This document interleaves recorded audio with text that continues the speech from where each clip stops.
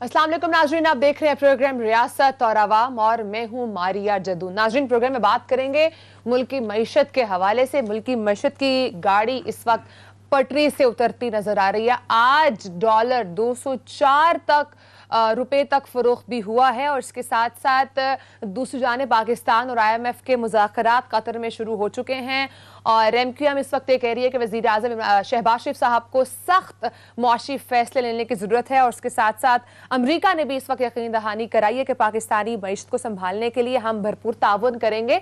तो इस वक्त मुल्क की मईशत कहाँ है, उस हवाले से बात करेंगे और बात करेंगे नाज़रीन तहरीक इंसाफ का हमजा शहबाज हुकूमत के खिलाफ सुप्रीम कोर्ट जाने का फैसला सामने आया। अब हमजा शहबाज का मुस्तकबिल क्या होगा, पंजाब असेंबली में स्टे करेंगे, एज ए CM स्टे करेंगे या नहीं स्टे करेंगे, इस पर बात करेंगे। उसके साथ साथ सुप्रीम कोर्ट के फैसले के बाद जो पंजाब में आईनी और कानूनी बहरान पैदा हुआ है वो क्या रुख इख्तियार करेगा, उस पर बात करेंगे। और उसके साथ साथ इमरान खान साहब एक्टिव नजर आ रहे हैं, उन्होंने वकला से भी बात की है। वो कह रहे हैं हकीकी आज़ादी की तहरीक के लिए वकला की जरूरत है और उन्होंने ये भी कहा है कि जो लॉन्ग मार्च की तारीख है उसका ऐलान वो जुमे को करेंगे। तो ये सूरत हाल कहाँ जाती दिखाई दे रही, से बात करेंगे। और तो और इंतखाबी इस्लाहात के हवाले से हुकूमत ने यह फैसला किया है, वो डिसाइड कर रहे हैं कि अगले हफ्ते शायद कौमी असम्बली में इसको लेकर जाएं, उस पर बात भी करेंगे। नाज़रीन, प्रोग्राम का आगाज करूंगी। मेरे साथ स्टूडियोज में मौजूद हैं सज्जिया कारा दिल बड़ाई, जो हमें स्काइप के थ्रू नाज़रीन ज्वाइन किया है, माहिर माशियात डॉक्टर शफाक हसन साहब। सर बहुत शुक्रिया, प्रोग्राम को आपने टाइम दिया। सर कहिएगा, इस वक्त जो मुल्क की मईशत की गाड़ी पटरी से उतर चुकी है, डॉलर आज हमें 204 रुपए का फरोख्त होते देखा है। इस वक्त ओवरऑल मुल्क की मईशत खतरे में है, महंगाई बहुत ऊपर जा चुकी है। कोई बाले वारिस है हमारी इस मईशत का? किसी को कोई फिक्र है रियासत कहां पर है, स्टेट बैंक कहां पर है? कोई देख रहा है? जानबूझकर ये होने दिया जा रहा है? हाँ, ये बड़ा अच्छा सवाल किया आपने। देखें, बड़ी अजीब सी चीज है कि आपने डॉलर का भी जिक्र किया। हमारा जो मसला है वो है ही है डॉलर का, और उसको हम डॉलर कमा तो ठीक रहे हैं, बड़े अच्छे तरीके से कमा रहे हैं, लेकिन डॉलर की लीकेजेस जो हैं इसको हम रोक नहीं पा रहे हैं। और लीकेजेस से मुराद है बेतहाशा हमारे यहाँ इम्पोर्ट्स हो रहा है और बड़ी एक्सपेंसिव चीजें आ रही हैं अशराफिया की, और डॉलर उसमें ज़ाया हो रहा है। तो ये इशू है हमारा। लेकिन बाकी दूसरी तरफ में देख लें, आज जो नंबर आया है वो तो जबरदस्त है। 6% हमारा इकोनॉमिक ग्रोथ रहा है। पिछले साल ये 5.7% था। पिछले 2 सालों का एवरेज ले लें तो ये तकरीबन 5.85 यानी तकरीबन 5.9% ग्रोथ है। मेरे नजदीक बहुत ज्यादा स्ट्रांग ग्रोथ है ये। इसी तरीके से हमारी इंडस्ट्रीज जो है उसके जो नंबर आए हैं वो भी बहुत ही वो हैं। हमारा मैन्युफैक्चरिंग सेक्टर जो है ओवरऑल तकरीबन 10% से बढ़ा है। पिछले साल भी ये 10.5% बढ़ा था। इसी तरीके से तमाम चीजें जो है, हमारे जो क्रॉप हैं मां सिवाय इसके गंदम के, कॉटन में जबरदस्त इजाफा हुआ है, शुगर केन में बहुत जबरदस्त इजाफा हुआ है, राइस में बहुत जबरदस्त इजाफा हुआ है।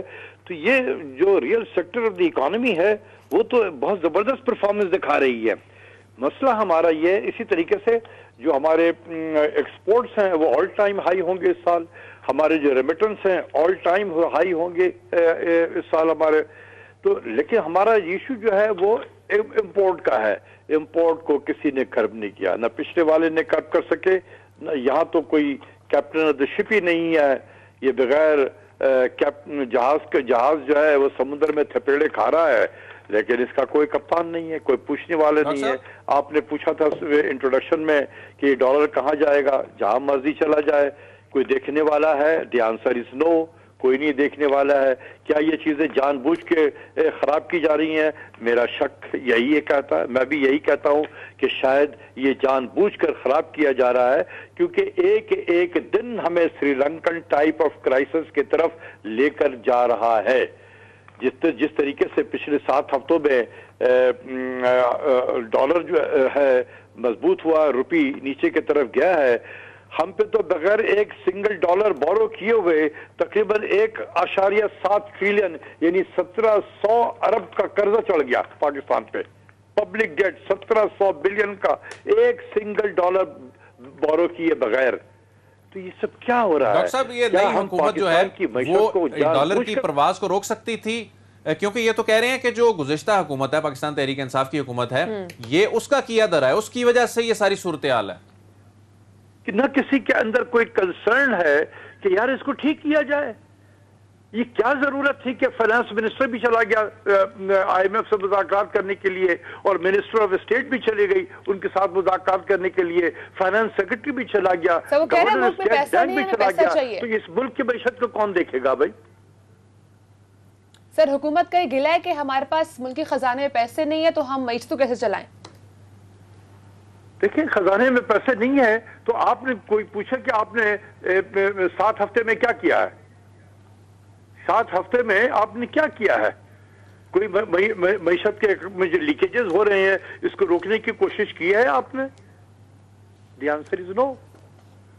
तो ये इस तरीके से नहीं चलता है। आप समझते हैं डॉक्टर साहब, आप समझते हैं कि इमरान खान के दौर में आखिर में आके खास तौर पर मईशत की गाड़ी जैसे तैसे पटड़ी पर जो है वो दौड़ ना भी रही हो, चल पड़ी थी, लेकिन अब ये डीरेल हो गई है। कोई ऐसी सूरत हाल नजर आ रही है आपको?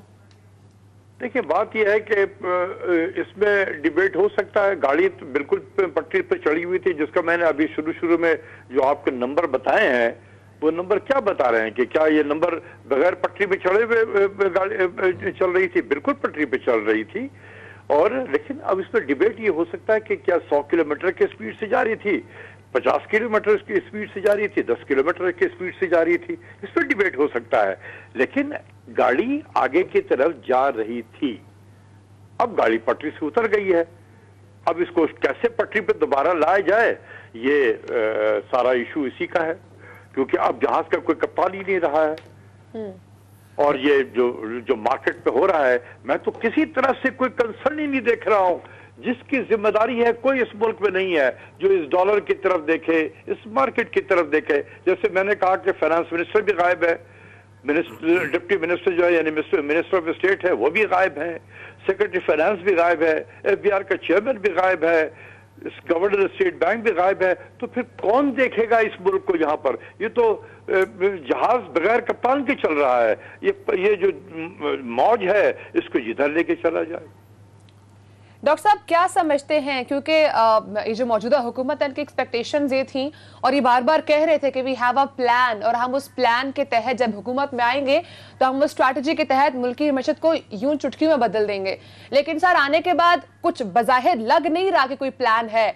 तो इस हवाले से क्या जो वो सोच रहे थे कि हमें दोस्त ममालिक लोन देंगे, हम उनके पास जाएंगे, हमारे इशू रिजॉल्व हो जाएंगे, वो भी लोन देने को तैयार नहीं है, तो इस सूरत में क्या प्लान है? देखिए, ये जो हमारे यहाँ माहौल बना हुआ है ना, सियासी माहौल, इस माहौल में ये जो मौजूदा हुकूमत तो क्या आप दुनिया के 1 दर्जन बेस्ट ब्रेन को ले आए यहाँ पर, जिसे इकोनॉमिक्स का नोबेल इनाम भी मिला हुआ हो, कुछ भी नहीं कर सकता। क्योंकि इकोनॉमिक्स के लोग जो हैं उनके हाथ में जादू की छड़ी नहीं होती है, या वो कोई जादूगर नहीं होते हैं। वो अपने तजुर्बे से पॉलिसी बनाते हैं और पॉलिसी की इम्प्लीमेंटेशन होती है। तो जो हमारा माहौल है इस वक्त बना हुआ है, यहाँ पर पॉलिसी बनना तो दूर की बात, इसकी इम्प्लीमेंटेशन कैसे होगी? क्योंकि जो इस वक्त हुकूमत पे बैठे हुए हैं उन्हें भी नहीं पता कि हम 48 घंटे में रहेंगे या नहीं रहेंगे। हर रोज तो टीवी पे यही बातें हो रही होती हैं, जिससे पूछो देखो यही कह रहा है कि बस वो गए, अब गए, तब गए। तो जब हर शख्स जाने के बातें कर रहा हो तो इसमें कौन पॉलिसी बनाएगा, कौन इंप्लीमेंट करेगा? आप खुद सोचे ना। डॉक्टर साहब, आप समझते हैं कि इमरान खान साहब ने IMF के साथ जो मुआहिदा किया वो कोई मुनासिब मुआहिदा नहीं था, जो मौजूदा हुकूमत क्लेम कर रही है? वो कह रहे हैं कि ये मुआहिदा ऐसा करके गए कि हम फंस गए हैं। क्या बात आपको ऐसी ही लगती है? 200%। ये IMF का मुआहिदा जो है ये इस तरीके से होता है कि उस वक्त जो हुकूमत वक्त है उसके बड़े चौधरी साहब के साथ या मेजर शेयर होल्डर के साथ ताल्लुकात कैसे हैं। तो आपको सबको पता है कि जो इमरान खान साहब से उनके ताल्लुकात मेजर शेयर होल्डर के साथ कैसे थे। तो अगर अच्छे ताल्लुकात होंगे तो नर्म होगा प्रोग्राम, अच्छे ताल्लुकात नहीं होंगे तो खराब होगा प्रोग्राम। तो जो प्रोग्राम साइन हुआ था, मेरे नजदीक वो पाकिस्तान का प्रोग्राम ही नहीं था। उस तरफ IMF वाशिंगटन था और इस तरफ IMF इस्लामाबाद था, तो it was all the family affairs. Doctor साहब, अभी जो अमेरिकी बाकर थे जिन्होंने साइन किया, ये दोनों वहीं से आए हुए लोग थे, उधर भी वही लोग थे, ये तो आपस की बातें हो गई है। This was one of the worst program ever given by the IMF to any country including Pakistan. तो डॉक्टर साहब, अभी ये कहा जा रहा है कि IMF से अभी मामला तय पा जाते हैं तो ये डॉलर बेकाबू हुआ है, ये नीचे आ जाएगा। कोई कह रहे हैं कोई 190 तक आ जाएगा या इससे भी नीचे आने के इम्कानात हैं। आपको ऐसा लगता है, ऐसा हो सकता है, या ये बेकाबू हो चुका है? देखो, बात यह है कि अगर मेरे अंदर इतनी सलाहियत होती कि मैं एक्सचेंज रेट को फोरकास्ट कर सकता था, तो मैं आज दुनिया के वन ऑफ द अमीर तरीन मुल्क इंसान में होता। ठीक है डॉक्टर साहब, कहिएगा इस वक्त अमेरिका ने पाकिस्तानी फोरकास्ट नहीं कर सकता कि किधर जाएगा। डॉक्टर साहब कहिएगा, इस वक्त अमेरिका ने यकीन दहानी करवाई है कि हम पाकिस्तानी मैशत को संभालेंगे, सहारा देंगे। बिलावल भुट्टो साहब की मुलाकात हुई है अभी अमेरिकी वजीर खारजा से भी, तो क्या आप समझते हैं कि अब अमेरिका हमारी हेल्प के लिए आएगा और मामलात बेहतर हो सकते हैं? और जो बड़े चौधरी वाली आप बात कर रहे थे, वो मसला हल होगा? ये तो डिपेंड करता है ना कि इस वक्त मैंने आपसे बार बार कहा कि ये जो भी मुल्क में हुकूमत होती है उसके साथ ताल्लुकात कैसे हैं, तो that determines the severity of the programme.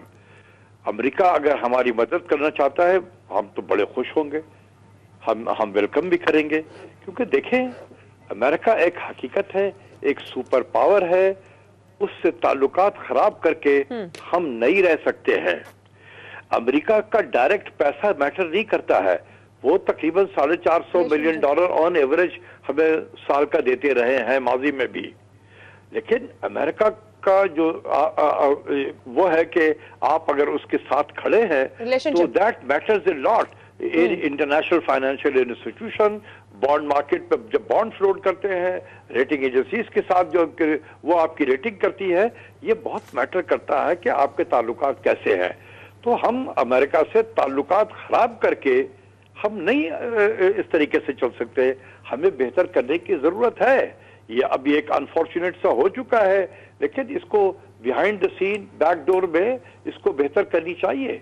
हमारे वजीर खारजा गए हुए हैं। इमरान खान साहब जो रशिया की बात करते हैं कि 30% सस्ता तेल मिल रहा था, 30% सस्ती गंदम मिल रही थी, क्या ये फिजिबल था या वो आप इसको सियासी बात समझते हैं?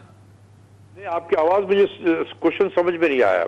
इमरान खान साहब जो रशियन प्लान की बात करते हैं कि हमारे हुकूमत के आखिर में आके रशिया के साथ मामलात जो हैं बेहतर वो इस हद तक पहुंच चुके थे कि 30% सस्ता तेल मिल रहा था, 30% सस्ती गंदम मिल रही थी। क्या ये डूएबल था? हिंदुस्तान तो ये काम कर रहा है और बड़े धड़ल्ले से कर रहा है। वो अमेरिका के साथ चाइना के इंसर्कलमेंट का अलायंस भी बना हुआ है, एशिया पैसिफिक अलायंस जिसे कहते हैं, उनका स्ट्रेटेजिक पार्टनर भी है। दूसरी तरफ अमेरिका जो जिसका सबसे बड़ा मुखालिफ है इस वक्त रशिया, उसके साथ भी उसके ताल्लुकात चल रहे हैं, और वो खुलेआम कहते हैं कि हम जो पॉलिसी बनाएंगे वो हिंदुस्तान के लिए पॉलिसी बनाएंगे, हिंदुस्तान के अवाम के लिए पॉलिसी बनाएंगे। तो हमारे सामने एग्जाम्पल मौजूद है, लेकिन अब ये देखना होगा कि क्या हम उतना क्लाउट रखते हैं कि जितना भारत रखता है, हिंदुस्तान रखता है। क्या हमारी मईशत इतनी मजबूत है जितनी भारत की मईशत मजबूत है कि वो खड़ा हो सकता है? तो ये सारी चीजों को इवेल्युएट करके करना चाहिए। बात दरअसल ये है कि हमें ताल्लुकात हर मुल्क से अच्छे रखने की कोशिश करनी चाहिए। रशिया भी एक सुपर पावर है, चाइना भी एक सुपर पावर है, अमेरिका भी एक सुपर पावर है। तो हम तमाम सुपर पावर से बल्कि और अपने साथ जो नेबरिंग कंट्रीज हैं उसके साथ ताल्लुकात हमें बेहतर रखने की पूरी कोशिश करनी चाहिए। डॉक्टर साहब लास्ट क्वेश्चन है, डॉलर की लीकेज रोकने के लिए हुकूमत इस बात पर गौर कर रही है कि 80% से ज्यादा मसनूआत की दरामद पर पाबंदी लगाई जाए। क्या समझते हैं, कैसा फैसला होगा? इसको तो मैं कहूंगा कि खाक हो जाएंगे तुमको खबर होने तक। ये काम तो एक हफ्ता पहले हो जाना चाहिए था, ये काम तो एक महीना पहले होना चाहिए था। मैं सिर्फ यही कहूंगा it is better late than never. चलें, देर आई दुरुस्त आई। बहुत शुक्रिया माहिर माशी उमूर डॉक्टर शफाक हसन साहब नाज़रीन हमारे साथ थे। और ब्रेक के बाद नाज़रीन हम बात करने जा रहे हैं हमजा शहबाज शरीफ साहब के मुस्तकबिल के ऊपर। पंजाब में क्या उनकी हुकूमत रह पाएगी या नहीं, ब्रेक के बाद।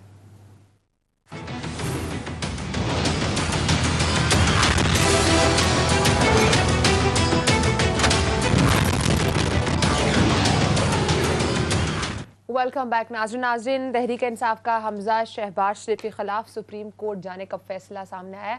अब सवाल यहाँ पर यह कि हमजा शहबाज का मुस्तकबिल क्या है, इसी पे बात करने के लिए हमारे साथ नाज़रीन मौजूद है सरबराह पिलडाड, अहमद बिलाल, महबूब साहब। सर बहुत शुक्रिया, आपने प्रोग्राम को दिया टाइम। सर कहिएगा अब हमजा शहबाज शरीफ का क्या मुस्तकबिल देख रहे हैं, और ये जो सुप्रीम कोर्ट का रिसेंट फैसला आया है इस पर आप क्या समझते हैं कि पंजाब में अब आईनी और कानूनी बहरान क्या शक्ल इख्तियार करेगा? हमजा शहबाज सीएम दिखाई दे रहे हैं आपको या नहीं? मेरे ख्याल में इसका इन्हिसार दो बातों पे होगा। एक बात तो ये है कि ये क्या जो फैसला हुआ है ये मौसर ब माजी भी है। इसके बारे में कुछ हमारे लीगल एक्सपर्ट्स की ओपिनियन डिवाइडेड है। कुछ का ख्याल है कि ये हमेशा के लिए है, माजी में भी और मुस्तकबिल में भी, और कुछ लोगों का ख्याल है कि चूँकि इसके अंदर कोई सराहत नहीं है तो ये फ्यूचर के लिए ही है। तो एक तो ये बात है कि इसका कोई तयन होना चाहिए, और ये गालबन अदालतें ही करेंगी। जब कोई जाएगा और वो कहेगा कि साहब ये वज़ीर आला नहीं रहे इस फैसले की रोशनी में, तो फिर ये फैसला होगा कि ये तो मौसर ब माजी था या नहीं था। दूसरी बात यह है कि ये अभी भी ये इख्तियार इलेक्शन कमीशन के पास है कि वो इस बात को कंफर्म करे कि जिस शख्स को पार्टी के सरबराह ने करार दिया है कि वो डिफेक्ट कर गया है तो उसको वो कंफर्म करे। वो कंफर्म करेगा इलेक्शन कमीशन तो फिर वो करार पाएगा कि इस आदमी ने डिफेक्शन की है। ठीक है। और ये जो सुप्रीम कोर्ट का कल का फैसला है ये उन लोगों के बारे में है जिनके बारे में ये तय होगा कि वो डिफेक्शन कर गए हैं, उनका वोट काउंट नहीं होगा। अगर फ़र्ज़ कर लीजिए इलेक्शन कमीशन ने ये कह दिया कि जी वाकई ये लोग डिफेक्शन कर गए हैं, और ये भी अगर वजाहत आ गई कि ये मौसर ब माजी है, तो फिर ज़ाहिर है कि फिर हमजा शहबाज साहब उनका जो इंतखाब है वो इंतखाब नहीं रहेगा, और फिर आप वापस उस सतह पे आके खड़े हो जाएंगे जिसमें इंतखाब के पहले मरहले में इलेक्शन हुआ और हमजा शहबाज साहब को पूरे ऐवान की मेजॉरिटी हासिल नहीं हुई। तो वहाँ से फिर गेम आगे बढ़ेगी, और फिर अगला सब स्टेप ये होगा कि दोबारा सेकंड राउंड होगा, और उसमें जो प्रेजेंट और वोटिंग लोग हैं उनकी मेजॉरिटी को हासिल होगी, वो चीफ मिनिस्टर हो जाएगा। मेरी नाकस इंटरप्रिटेशन तो ये है। अगर इलेक्शन अहमद साहब अगर इलेक्शन कालदम हो जाता है तो उस सूरत में क्या उस्मान बुज़दार साहब की किस्मत फिर जागती आपको दिखाई दे रही है? नहीं, उस्मान बुज़दार साहब की किस्मत जागने का मेरे ख्याल में सवाल नहीं है। सवाल तो सिर्फ इतना है ना कि हमजा शहबाज साहब के हक में जो वोट कास्ट हुए हैं उनमें से जो 25 लोग जिन्होंने दूसरी पार्टी के लोगों ने वोट दिया है वो वैलिड है या नहीं है। सिर्फ इतनी बात है ना कि वो काउंट किए जाएं या ना किए जाएं।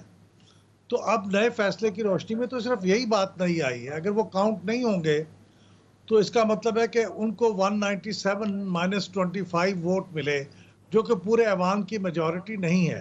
तो हमारा दस्तूर ये कहता है, आर्टिकल 130 है गालबन, जिसमें ये लिखा हुआ है कि अगर पहले राउंड में आपको पूरे अवाम की मेजॉरिटी हासिल ना हो सके किसी भी रुकन को, किसी भी उम्मीदवार को, तो फिर वो दोबारा सेकंड राउंड होगा, और सेकंड राउंड में फिर पूरे अवाम की मेजॉरिटी नहीं चाहिए बल्कि प्रेजेंट एंड वोटिंग लोगों की मेजॉरिटी चाहिए।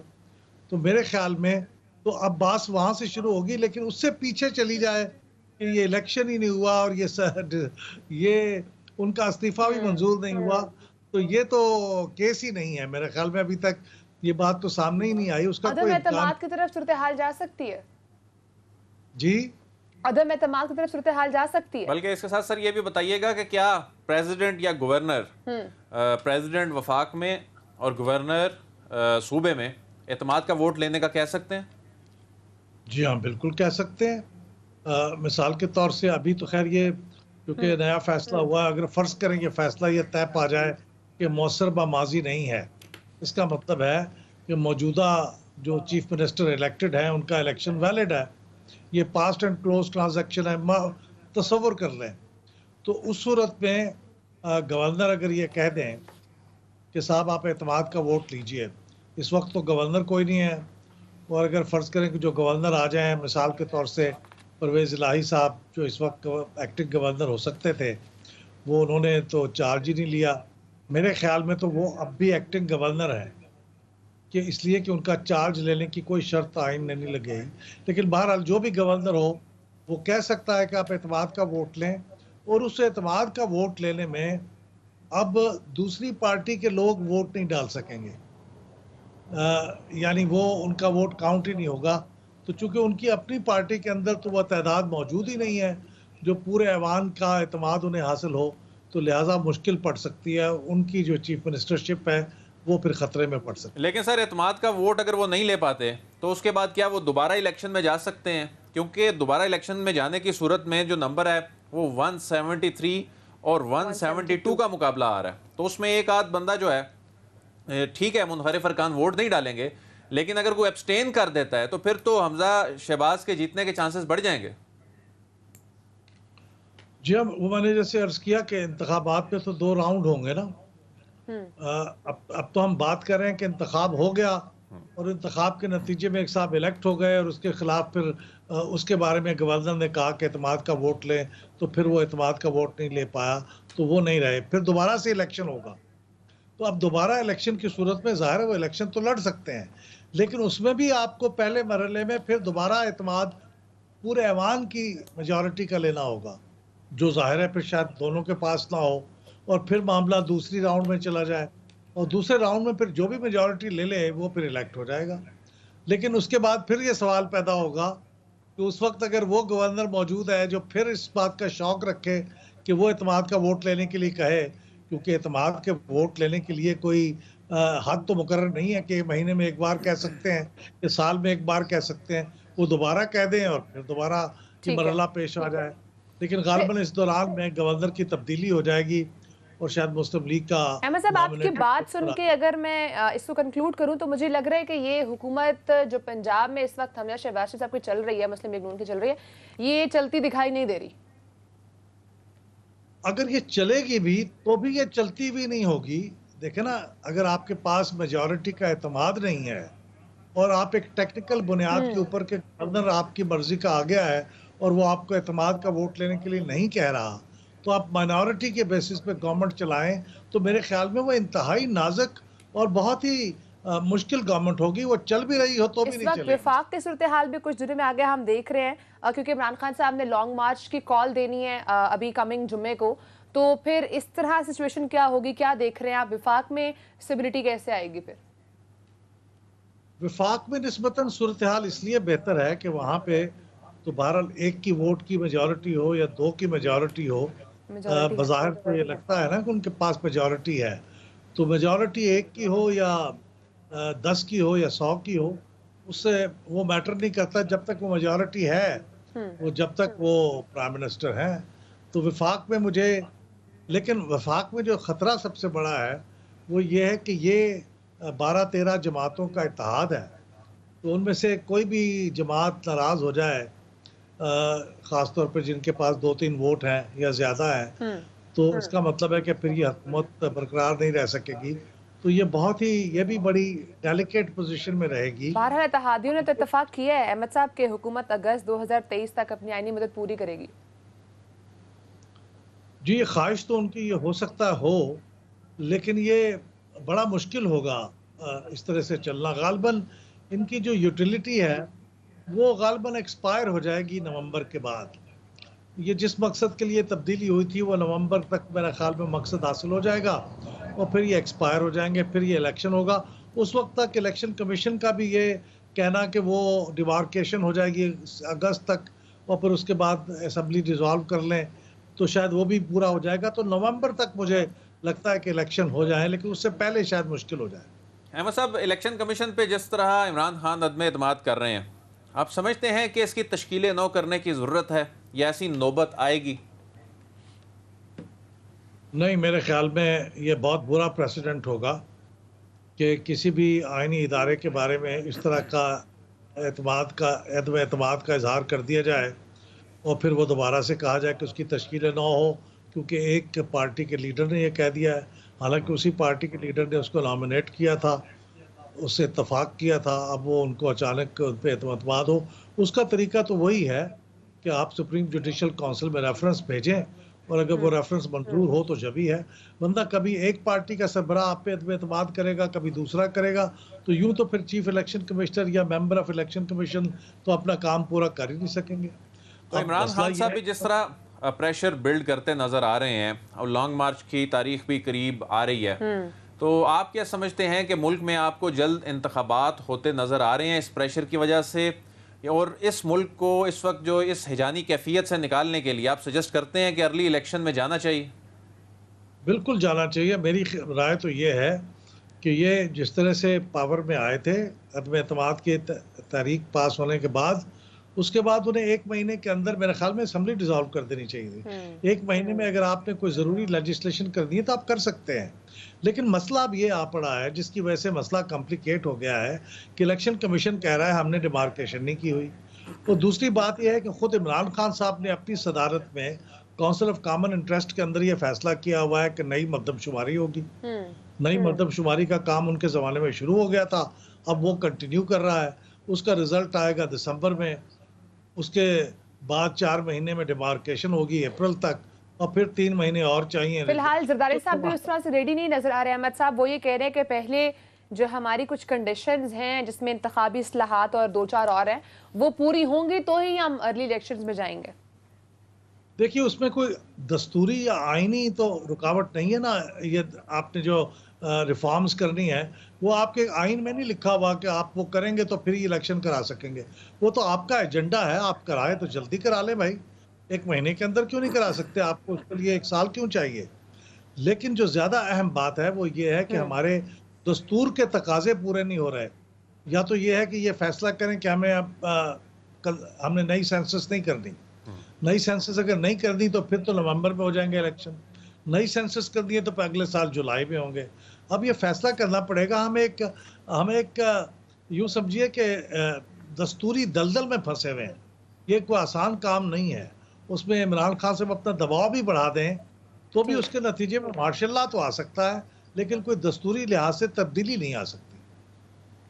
ठीक है, तब्दीली तो नहीं आ सकती, लेकिन ये इस वक्त की जो पाकिस्तान की सूरत हाल है, अगर हम मईशत को देखें वो इस वक्त कंट्रोल में नहीं है और तमाम मामलात इस वक्त पाकिस्तान के कंट्रोल में नहीं है। अहमद साहब, आप नहीं समझ रहे कि तमाम जो पॉलिटिकल पार्टीज हैं वो सिर्फ अपने इंटरेस्ट के लिए इस वक्त काम कर रही हैं? कोई भी पाकिस्तान के इंटरेस्ट के लिए काम नहीं कर रहा। सिर्फ इक्तदार में आने की जंग इस वक्त लगी है और कोई भी इस वक्त इस लिहाज से रेडी नहीं है कि हमने पाकिस्तान की सूरत हाल को बेहतर करना है। डॉलर भी काबू हो चुका है, कोई भी उसकी ऑनरशिप नहीं ले रहा। जी, ये बात सही है। इस वक्त इस बात की फिक्र नहीं है कि मुल्क का क्या बनेगा। इस बात की फिक्र ज़्यादा है कि हमारे इंतखाबी जो इम्कानात हैं या प्रॉस्पेक्ट्स हैं वो ख़राब होंगे या बेहतर होंगे।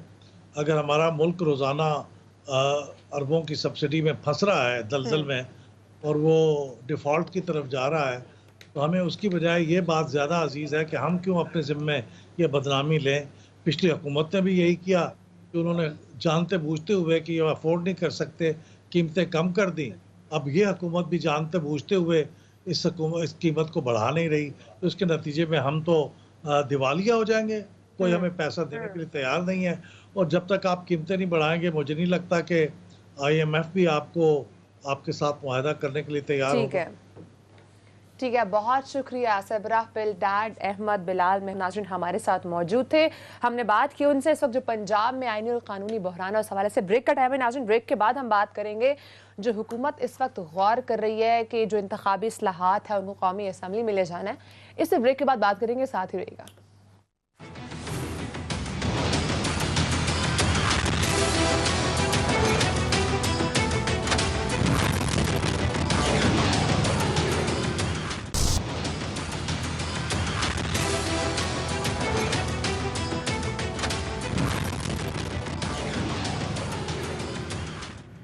वेलकम बैक नाज़रीन। नाज़रीन, इस वक्त हुकूमती जमातें इंतखाबी इस्लाहात की तरफ जाना चाहती हैं। ये कौन से इंतखाबी इस्लाहात हैं? जब भी उनसे इस हवाले से बात की जाती है तो किसी को इस चीज़ पर कोई क्लैरिटी नहीं है कि किस किस्म के इंतखाबी इस्लाहात मौजूदा हुकूमत को, या ख़ास कर पीपल्स पार्टी की बात करें या नून लीग की बात करें, किस किस्म के इंतखाबी इस्लाहात वो चाह रहे हैं। अदिल, आपकी तरफ आऊँगी। हुकूमत आइंदा हफ्ते ये कह रहे हैं कि हम इंतखाबी इस्लाहात का मामला पार्लियामान में लेकर जाएंगे, तो ये अब मामला किधर जाता दिखाई आपको दे रहा है? जब भी इनसे बात की जाती है, जैसे खुर्शीद साहब ने कहा है कि हम कौमी असम्बली में इस मामले को लेकर जा रहे हैं, तो अब ये मामला आप समझते हैं कि पार्लियामान में लेकर जाकर ये इस चीज़ पर को क्लैरिटी है कि हमने ओवरसीज़ पाकिस्तानीज़ के हवाले से इंतखाबी इस्लाहात करवानी है, कुछ और भी हैं? एक ही टारगेट है इंतखाबी इस्लाहात में, और जरदारी साहब अपनी एक प्रेस कॉन्फ्रेंस में पिछले दिनों इसके इशारे दे चुके हैं, बल्कि उन्होंने वाज़े कर दिया। अब ये बात इशारों कनाइयों में नहीं है कि एक ही टारगेट है, वो है ओवरसीज़ पाकिस्तानियों से वोट का हक तो है उनके पास, वो यहाँ आके कास्ट कर सकते हैं, लेकिन ये वोट की सहूलत है, वोट की सहूलत, इंटरनेट वोटिंग, जो कि उनके लिए एक सहूलत के लिए नादरा ने एक सिस्टम बनाया था, इसको ख़त्म करना है। ईवीएम भी इतना बड़ा मसला नहीं है, इलेक्ट्रॉनिक वोटिंग मशीन कोई दर्द सर नहीं है इनके लिए। इनके लिए इंटरनेट वोटिंग सबसे बड़ा मसला है। उसकी रीज़न ये है कि 90 लाख वोटर ये गेम चेंजर वोटर है, और इन्हें मालूम है, ये खुद तस्लीम करते हैं कि ये वोटर पाकिस्तान तहरीके इंसाफ का है। अगरचे मैं समझता हूँ कि बहुत सारे ओवरसीज़ ऐसे भी हैं जो PMLN को भी सपोर्ट करते हैं, दीगर जमातों को भी सपोर्ट करते नजर आते हैं सोशल मीडिया पर भी, लेकिन इंटरनेट वोटिंग को ये खत्म करने जा रहे हैं। लेकिन इस पर बड़ा शोर मचेगा, ये इतना आसान नहीं होगा। आज भी सुप्रीम कोर्ट ऑफ पाकिस्तान में एक ओवरसीज के राइट से मुतल्लिक केस की समाअत थी। देखें, ओवरसीज वोटिंग वाला जो मामला है उसमें ये वैसे ही नहीं मामला आ गया और ये एक्ट में हिस्सा बना दिया गया था 2017 में। वैसे तो एक्ट में अमेंडमेंट करके उसे मुस्तकिल तौर पर यह कह दिया गया था ना, लेकिन जो पायलट प्रोजेक्ट वाला मामला था ये सुप्रीम कोर्ट के कहने पे किया गया था। उस वक्त जो जस्टिस साकिब निसार थे, 3 रुकनी बेंच ने ये सारी प्रेजेंटेशन हुई थी ऑडिटोरियम में। उसके बाद साकिब निसार साहब की सरबराही में 3 रुकनी बेंच ने ये ऑर्डर दिया था उस वक्त। उसके बाद ये मामला पायलट प्रोजेक्ट में उसकी सूरत में पहले ये आए इलेक्शन एक्ट 2017 में, फिर बाद में गुज़िश्ता साल इसमें तरमीम करके इसे मुस्तकिल तौर पर इसमें डाल दिया गया था। और वो इस्लाहात कैसे होंगी? पाकिस्तान तहरीक इंसाफ एक इतना बड़ा स्टेक होल्डर, उसके बगैर इस्लाहात कैसे इस्लाहात होंगी? इलेक्शन एक्ट 2017 जब बना था तो आप वो कंसेंसस से बना था। पीटीआई को भी जाकर बैठना चाहिए पार्लियामान में to oppose this thing, otherwise तो अगर वो नहीं बैठेंगे सड़कों पर ही होंगे। बिकॉज मैंने एक चीज नोट किया है कि या तो इक्तदार में होते हैं या तो सड़कों पर होते हैं, मतलब बीच में कोई रास्ता नहीं है क्या? देखिए, पाकिस्तान तहरीक इंसाफ इस वक्त अगर ईवान में जाकर बैठ भी जाए और इन्होंने अगर तय कर लिया है कि इन्होंने इस्लाहात का मतलब इंटरनेट वोटिंग को निकालना ही रखा है, तो उसके बाद तो उन्होंने सादा अक्सरियत से वो भी मंजूर कर लेना। लेकिन इस्लाहात जो होती है ना, वो कंसेंसस से, इत्तफाक़े राय से होती हैं, उसमें कोई सादा अक्सरियत वाला मामला नहीं होता। हालांकि पाकिस्तान तहरीक इंसाफ ने भी यही काम किया था जब ये वाले बिल मंजूर करवाए थे, और यही वजह है कि इस पे शोर मच रहा है, यही वजह है कि इसको अब ये निकालने जा रहे हैं। जो चीजें इत्तफाक़े राय से हुई होती हैं उन चीजों के मामले पर फिर इस तरह से शोर नहीं मचता। अभी तो नैब के मामले पे शोर मचना है। अभी नैब के मामले पे ये करने जा रहे हैं कि नैब का जो ऑर्डिनेंस है, नैब का ऑर्डिनेंस जब लैप्स कर जाएगा, उसमें चेयरमैन नैब की मुद्दते मुलाजमत को जो प्रोटेक्शन हासिल थी किसी ना किसी तरीके से, जब वो लैप्स कर जाएगा तो नया ऑर्डिनेंस वो जारी नहीं किया जाएगा या उसी को बिल की सूरत में पार्लियामान में नहीं लाया जाएगा। तो इस तरह चेयरमैन नैब जो हैं वो तो जा रहे हैं, लेकिन नैब में भी जो इस्लाहात लानी है इस तरह से सादा अक्सरियत से मंजूर करवा के, ये इस्लाहात नहीं हुआ करती इस तरह। तो ये जोर जबरदस्ती वाला मामला है, ये आगे जाके नई हुकूमत जो आएगी वो फिर इन्हें उड़ा देगी। तो इसी तरह मुआशी इस्लाहात का जो मामला है, अभी मुआशी इस्लाहात में देख लें कि इस वक्त जो इतना बड़ा मार्जिन नहीं है इनके पास, लेकिन इस वक्त जाहिर है इस हुकूमत ने बजट देना है, वो तो सादा अक्सरियत से मंजूर करवाना कोई मसला नहीं है। लेकिन असल मामला है नैब इस्लाहात, एहतसाब वाला मामला और कानूनी इस्लाहात हो, इंतखाबी इस्लाहात हो या मुआशी इस्लाहात हो, उसके लिए कंसेंसस का होना बहुत ज़रूरी है। अदरवाइज ऐसे ही होता है कि आप सादा अक्सरियत से उस बिल को पास कर देते हो, अगली हुकूमत आती है वो उसको ख़त्म कर देती है उस बिल को या उन इस्लाहात को। टाइम ख़त्म हो चुके नाज़रीन, इंशाल्लाह आपसे कल मुलाकात होगी। अपना बहुत सारा ख्याल रखिएगा। अल्लाह हाफ़िज़।